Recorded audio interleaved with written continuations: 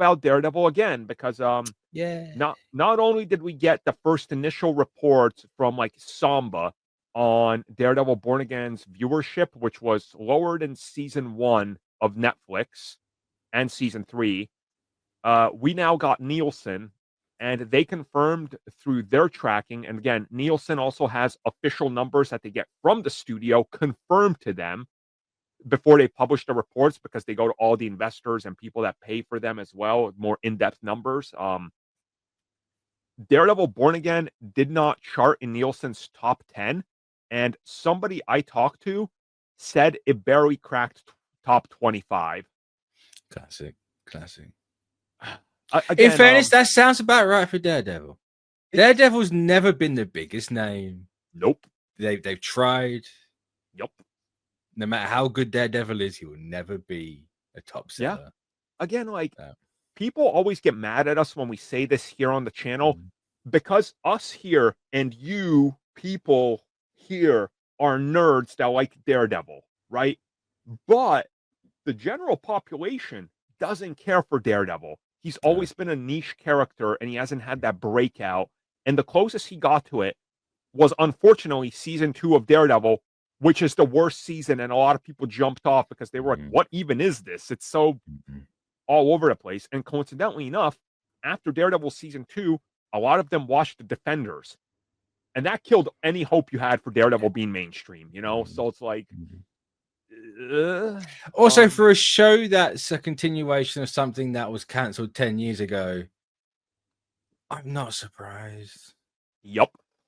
Part of me is like, they obviously don't care because they just greenlit the second season anyway. Yeah. So, I mean, it's cheap enough to produce. 50 million for an entire season. Like, where are you going to get that these days? Nowhere. Absolutely nowhere. So, also, it does guarantee a certain amount of people to stay on the service. So, yep.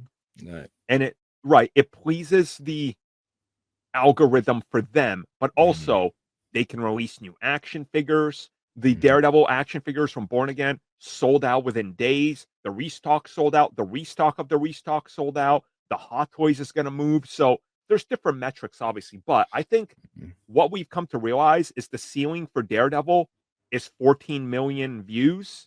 And it's going to balance out. Like 14 million people watching something is a lot of people. Yeah. And like, that's not bad. And it's going to balance out like season 1, 3, and Born Again around 7.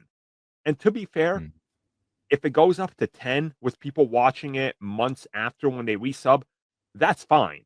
That's more than Daredevil can ever hope to get ever. You know, so it's like it is what it is. It's just the cold hard fact. Everything really needs to chill out and realize that you don't have to be a billion views in 3 seconds the instant something comes out. Yep. Like, you can just have like good low cost mid view things, and it's fine. You can still have that out there. Like, you don't need everything to be the next big thing. Like, people don't realize, because they want to ignore the facts and the statements and the sheets we've seen from Disney. The most profitable Marvel TV series of all time is Agents of S.H.I.E.L.D. Let that sink in, guys. It got the most amount of views out of any Marvel show ever, and it's the most profitable. ABC made well over $3 billion in just pure profits on Agents of S.H.I.E.L.D.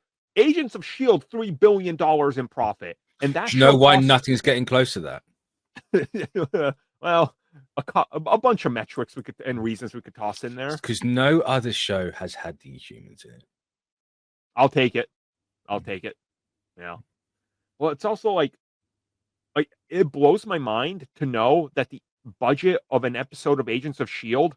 was never over like $1.5 to $2 million max. Yeah, that's crazy. That's and crazy. I've rewatched a couple of the episodes that I remember being real good. And you watch those episodes, you're like, my God, where are you guys spending this money? Because it looks real good. Like, it looks so good in some of the, like, the CG regards. You're like, I don't get it. How you guys pulled this off? I dare go back and watch any of that out of fear that I'm not going to enjoy it. And it's like, you know what? No, I'm happy having the memory that I enjoy. Yeah. Like, this is fine. Sometimes that's the best way to do it, honestly. But I don't know, man. Like, nothing against Daredevil or Punisher. They're going to do the numbers that they do. They're going to be fine. Don't panic. Don't hate people if they point it out. Don't get mad at the numbers and the facts. And like, people are like, but you're telling me She-Hulk got more? Yes. Yes. Substantially more. She-Hulk is in the top 5. Like, and the reason for that is, again, it's a Hulk. It's a little bit more known. The Hulk was in it. It's a more prestigious, the budget, prestigious. Yeah. That's what I'm saying. Not that it's better, or whatever you will. But again, it's a different optics on it and how they positioned it, and its placement in the announcement to final release. Like, She-Hulk was spotlighted as an important thing, and once people said, "Hey, don't focus on these things being so integral to everything," Daredevil Born Again isn't.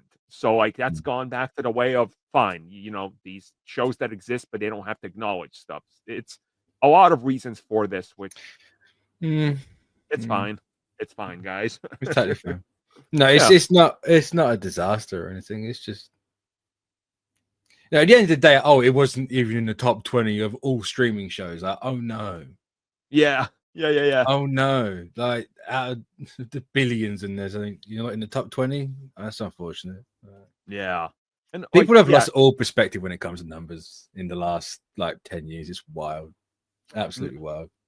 The number has become the thing that sticks out, but anything surrounding that number doesn't matter anymore. Like, not even the context. Like, just number got to be big. Just give me a big number. Like, that's fine. Yeah. Nothing else matters as long as the number is big. It's like, but guys, there's other metrics to measure something being successful. There are products out there.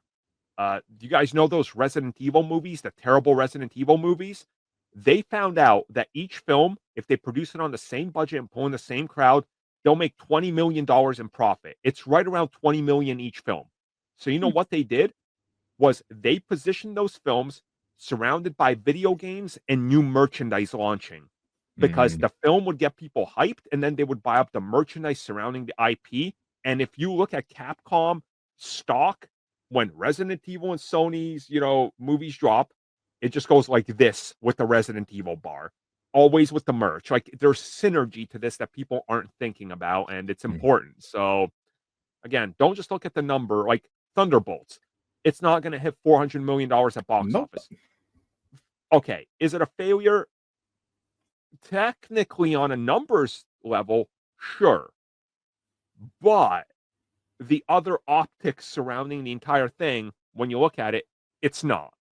So, I was going to say, Thunderbolts is the weird one, because I feel like that was we need to kind of get back on track a little bit. Yeah. So we're more interested in the actual response to it than the numbers itself. But I could be making stuff up on that, but I don't know. Yeah, it's obviously they want money and profit back, but not everything is about money and profit. Yeah, sometimes you got to.